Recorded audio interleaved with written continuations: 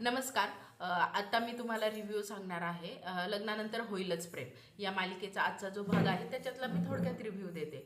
आता ह्या मालिकेत तर सध्याला तर खूपच छान ट्विस्ट टर्न चालू आहेत, पण सगळ्यांना प्रेक्षकांना जे पाहिजे आहे मनापासून ते तर होतच नाही, हे तुम्हालाही माहिती आहे. आता मलाही असं वाटतं की आता काव्या, पार्थ, जीवा, नंदिनी सगळ्यांनी एकत्र यावं, पण तसं काही होतच नाही आहे. इकडे पार्थ ताणतोय तर तिकडे ही नंदिनी टाकते. इकडं काव्या खूप एफर्ट टाकते, तिकडं जीवा एफर्ट टाकतोय. तर आजच्या भागामध्ये नेमकं काय होतं, जसं की काव्या जी आहे आपली ती मस्त छान आहेच, पण तरी पण आरशापुढे उभं राहून मस्त छान तयार होत असते.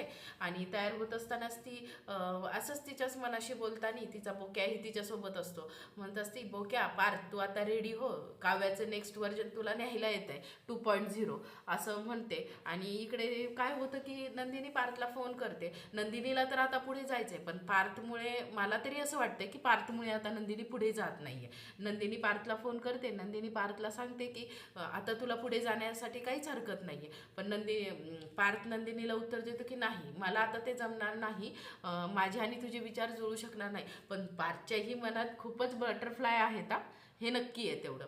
इकडे नंदिनीच्याही मनात खूप सारे बटरफ्लाय फिरत आहेत, पण आता पार्थमुळे असं मला वाटते, पार्थमुळे नंदिनी पुढे जात नाही. कारण इकडे जीवा नंदिनीला सांगत असतो की तुला माझ्याबद्दल एवढा रागच आहे, मग तू वरम भातच का आणून दिला? मग द्यायला नव्हता हवं ना? नंदिनीच्या मनात जर खरंच प्रेम नाहीये तर मग नंदिनीने का द्यायचा ना त्याला वरण भात बनवून? हा पॉईंट त्याने उचलला, तो तिला विचारतो, बोल आता बोल, सांग उत्तर दे. पण नंदिनी आपली नेहमीसारखी निशब्द असते, काहीही बोलत नाही. आता नंदिनी काही बोलत नाही, पण नंदिनीच्या मनात खूप सारे बटरफ्लाय. आता नेमकी पुढे काय होणार आहे ना, हे मी तुम्हाला नेक्स्ट एपिसोडमध्ये सांगते. तोपर्यंत टाटा, बाय बाय.